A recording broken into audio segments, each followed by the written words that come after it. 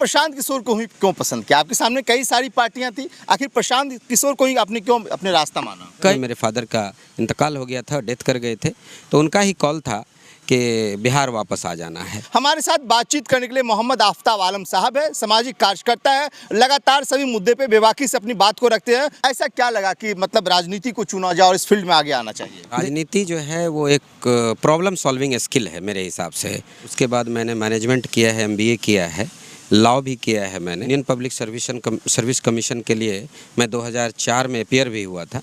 चौसा से तैयारी कर रहे हैं, क्या लगता है क्या कुछ और आगे करने की आपकी रणनीति है? साल 2025 चुनावी साल है, ऐसे में जो भी पार्टियां हैं वो चुनावी मैदान में है, जनसभाएं कर रहे हैं, यात्रा कर रही है और लगातार लोगों से बातचीत भी कर रहे हैं। हमारे साथ बातचीत करने के लिए मोहम्मद आफ्ताब आलम साहब है, सामाजिक कार्यकर्ता है, लगातार सभी मुद्दे पे बेबाकी से अपनी बात को रखते हैं और जन स्वराज पार्टी जो प्रशांत किशोर की पार्टी है उसके साथ जुड़े हैं, लगातार कामकाज करें। हम बातचीत करेंगे कि आगामी चुनाव को लेकर क्या रणनीति है, आखिर ऐसा लगा कि इस बार चुनावी मैदान में आने की संभावना जताई जा सकती है। कैसे हैं सर?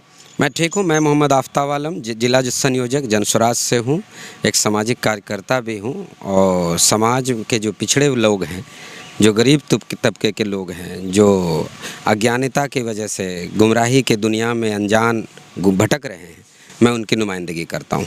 आप लगातार खूब चर्चा में रहते हैं और मुझे लगा कि आपसे बात करनी चाहिए, सामाजिक कार्य की बात करें, अन्य बात करें, आप हमेशा एक्टिव रहते हैं। ऐसा क्या लगा कि मतलब राजनीति को चुना जाए और इस फील्ड में आगे आना चाहिए? देखिए, राजनीति जो है वो मेरा पैशन है और मेरा पॉलिटिक्स भी है और राजनीति जो है वो एक प्रॉब्लम सॉल्विंग स्किल है मेरे हिसाब से। This is the key of solving the problem. और पॉलिटिकल साइंस ऑनर्स स्टूडेंट हूँ, मैं दिल्ली विश्वविद्यालय से पढ़ा हूँ और उसके बाद मैंने मैनेजमेंट किया है, MBA किया है, लॉ भी किया है मैंने।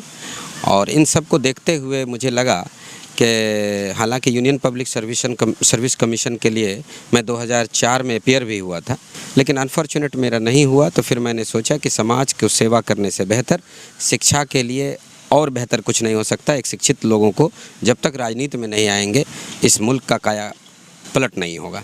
तो फिर आपने प्रशांत किशोर को ही क्यों पसंद किया? आपके सामने कई सारी पार्टियां थी, आखिर प्रशांत किशोर को ही आपने क्यों अपने रास्ता माना? कई राजनीतिक पार्टियों के कई लीडरों से मैं प्रेरित था। जहां तक मेरी शुरुआत है राजनीति की, तो आप देखेंगे कि बहुजन समाज पार्टी बसपा मायावती की जो पार्टी थी, मैं उसके लिए अलवर लोकसभा के अंतर्गत मैं काम कर रहा था। ये 2008 की बात है। तो चुनाव जो है मैं तरीके से वहीं से मेरे जहन में आया और हरिजन जिला था, वो लोकसभा क्षेत्र हिंदुस्तान का सबसे बड़ा लोकसभा हरिजन क्षेत्र है। तो वहाँ रहकर मैं एक चुनाव प्रभारी के तौर पर काफ़ी दिन काम करता रहा, सीखा, समझा और मुझे लगा कि इस मुल्क के दबे कुचलों के लिए अगर कुछ किया जाए तो उससे बेहतर ज़िंदगी कुछ नहीं होगी। आप चौसा से आते हैं, चौसा से तैयारी कर रहे हैं, क्या लगता है क्या कुछ और आगे करने की आपकी रणनीति है? देखिए, मेरा पूरी तरह से 2015 ईस्वी तक मैं दिल्ली ही रहा। आसपास के कई स्टेट्स में मैं वर्क भी किया हूँ और मैं फोर्ड फाउंडेशन, वर्ल्ड बैंक के काफ़ी प्रोजेक्ट्स पर, आपका भारत सरकार का आत्मा एक प्रोजेक्ट हुआ करता था जो किसानों का एक प्रोजेक्ट है, किसान कॉल सेंटर इंडिया में कॉन्सेप्ट हम लोगों ने लाया। और आप देखेंगे हरित क्रांति के जनक MS स्वामीनाथन, उनके एक फाउंडेशन के साथ में वर्क भी कर रहा था। वो चेयरमैन थे, मैं एडमिनिस्ट्रेशन ऑफिसर था। और कॉरपोरेट्स में काफ़ी मैं administration management chief executive officer के तौर पर काम किया हूँ। तो उस रिसोर्स का यूज़, उसका प्रबंधन और कैसे किया जाता है मैं भली भांति जानता हूँ। और जहाँ तक रह गई बात मेरी कि राजनीति को चुनकर और बिहार, तो 2015 में मेरे फादर का इंतकाल हो गया था, डेथ कर गए थे, तो उनका ही कॉल था कि बिहार वापस आ जाना है। और जब मैं बिहार आया 2015 में, तो हमें लगा कि काफ़ी स्थिति संभल गई होगी। हालांकि 2005 की जो स्थिति थी वो 2015 से विभिन्न थी। 2005 में थोड़ा सा डर था, खौफ था और 2015 के 5 के बाद 2015 की जो स्थिति थी उसमें थोड़ा सा शासन व्यवस्था ठीक था, लेकिन ये जो कहेंगे कि अप टू दी मार्क, वो कहीं नहीं था। तो आप प्रशांत किशोर के किस कामकाज से बहुत ज़्यादा प्रभावित है? वो मतलब क्या उनका अच्छा लगा? देखिए, प्रशांत किशोर जी एक सामाजिक विचारधारा के लोग हैं, एक पढ़े लिखे, एक फिलोसोफर कह लीजिए, एक इंटेलेक्चुअल कह लीजिए, एक स्ट्रैटेजिस्ट कह लीजिए, एक पॉलिटिकल एनालिस्ट कह लीजिए। आप देखेंगे कि कितने ही मुख्यमंत्री को बनाने में उन्होंने कंधा लगाया। अभी हाल के चुनाव में केजरीवाल जी चुनाव हार गए, लेकिन पिछले चुनाव में उन्होंने प्रशांत किशोर जी ने साथ दिया था।